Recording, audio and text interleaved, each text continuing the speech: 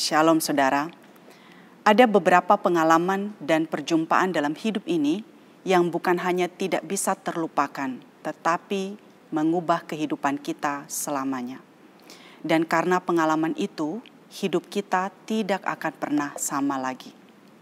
Bagi Augustinus, Bapak Gereja kita, pengalaman itu adalah ketika dia mendengar suara seorang anak kecil di lapangan sebelah dan berkata kepadanya, "Ambillah dan bacalah, ambillah dan bacalah." Nah, Agustinus yang telah lama menjalani kehidupan yang sangat tidak bermoral, yang pada saat itu memiliki sebuah salinan dari Perjanjian Baru di sampingnya, saudara, kemudian mengambil salinan Perjanjian Baru itu dan matanya terarah kepada surat Roma 13 ayat 11 sampai 14.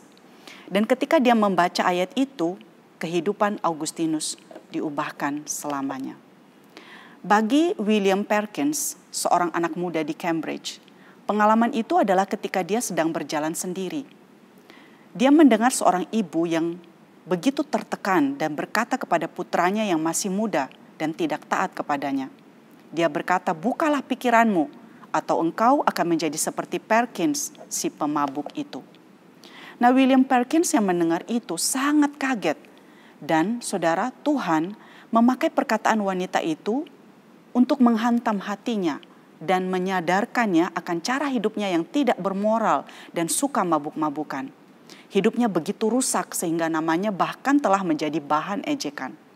Nah, Tuhan menyadarkannya akan dosanya. Dan pengalaman itu, saudara, membawa Perkins kepada Kristus.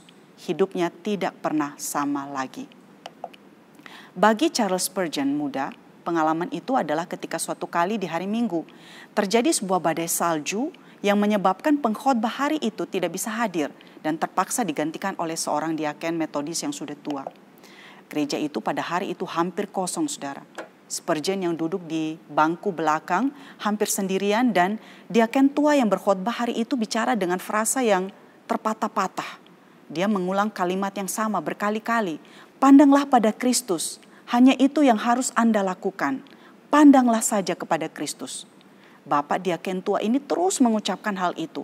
Pandanglah kepada Kristus, pandanglah kepada Kristus. Dan Tuhan memakai peristiwa itu, saudara, membuka mata Spurgeon kepada kebenaran. Bagi John Newton yang berhati keras, seorang pedagang budak, pengalaman itu adalah ketika dia nyaris tenggelam dalam badai di laut. Dan hal itulah yang mengubah kehidupannya, mengubah hatinya. Sampai sekarang, setelah beratus-ratus tahun, kita menyanyikan lagu Amazing Grace ciptaannya yang dia tulis setelah Tuhan mengubah kehidupannya. Nah, pernahkah saudara mengalami perjumpaan atau pengalaman seperti itu? Pengalaman yang membuat kehidupan saudara tidak akan pernah sama lagi. Mungkin itu ketika mendengar khotbah tertentu.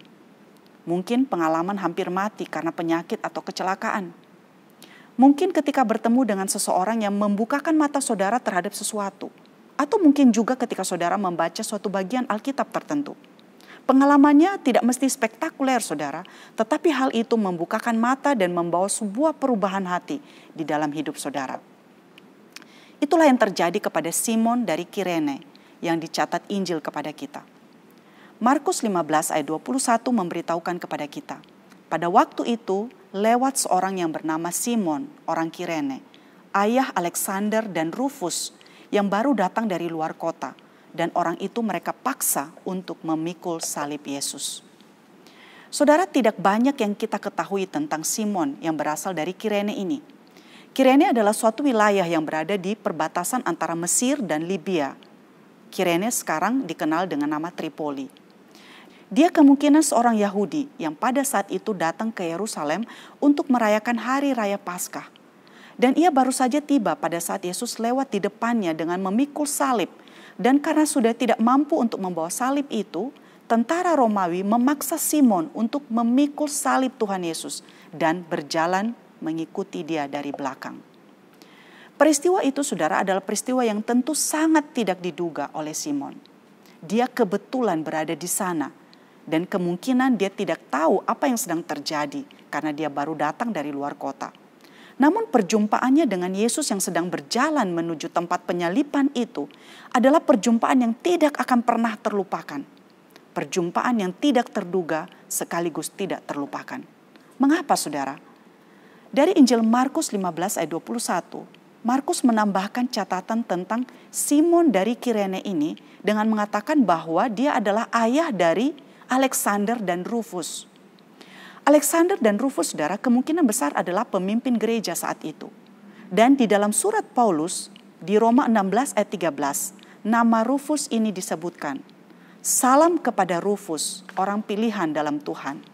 Dan salam kepada ibunya yang bagiku adalah juga ibu.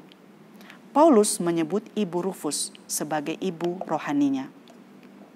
Alkitab tidak mencatat apa yang dialami oleh Simon dari Kirene hari itu. Namun dari catatan para penulis Alkitab yang ada, kita mengetahui bahwa perjumpaan yang tidak terduga dengan Yesus menuju jalan penyaliban itu mengubah kehidupan Simon dari Kirene. Dia yang berjalan di belakang Yesus dengan memikul salib, mengikuti Yesus dari belakang menuju tempat penyaliban itu, membawanya kepada pengalaman rohani yang tidak terlupakan. Ketika Markus menyebut Simon dari Kirene dengan menambahkan keterangan ayah dari Alexander dan Rufus, tentu karena penerima dari surat Markus sudah mengenal siapa Alexander dan Rufus ini dengan baik. Dan mereka juga termasuk orang yang dekat dengan Paulus. Saudara, apakah kehadiran Simon dari Kirene di tempat di mana Tuhan Yesus sedang menuju salib saat itu, di mana dia tiba-tiba dipaksa memikul salib itu, adalah sebuah keberuntungan atau kerugian? Hak istimewa atau hukuman? Dari sudut pandang kita mungkin saja kita melihatnya sebagai sebuah kerugian atau sebagai suatu hukuman yang tidak mengenakan, sesuatu yang tidak diharapkan terjadi. Bayangkan seseorang disuruh untuk memikul salib orang lain sampai ke tempat penyaliban. Kita mungkin bisa mengatakan Simon ini berada di tempat yang tepat tetapi di waktu yang tidak tepat. Namun bagaimanapun saudara, kita melihat peristiwa ini. Dari pengalaman Simon dari Kirene ini kita melihat bahwa bahkan dalam sebuah pengalaman yang kelihatannya buruk, bahkan dalam sebuah tragedi sekalipun saudara, Tuhan bekerja dan tangan kuasanya bisa merangkai pengalaman-pengalaman itu menjadi sebuah kisah yang indah. Pengalaman itu membawa Simon dari Kirene mengenal siapa Yesus Kristus di dalam kehidupannya. Saudara, seringkali dalam situasi-situasi seperti itu, Tuhan datang menyapa dan menjumpai kita. Dia seringkali datang menjumpai kita dalam penderitaan kita, dalam kehilangan, dalam duka, dan mungkin dalam keputusasaan kita. Pertanyaannya, pekahkah kita? Apakah kita melihat Dia yang datang menjumpai kita? Apakah perjumpaan kita dengan Tuhan mengubahkan kehidupan kita dan membawa kita kepada pertobatan? Di tengah-tengah teriakan kebencian dan kedengkian orang-orang yang hadir di dalam proses penyaliban itu, saudara, Tuhan Yesus datang dengan kasih-Nya menyapa dan berjumpa dengan Simon dari Kirene dan mengubah kehidupannya selamanya. Kisah Simon dari Kirene ini adalah kisah perjumpaan yang mengubah kehidupan. Saudaraku, selamat merenung dan memasuki minggu sebelum memperingati Jumat Agung.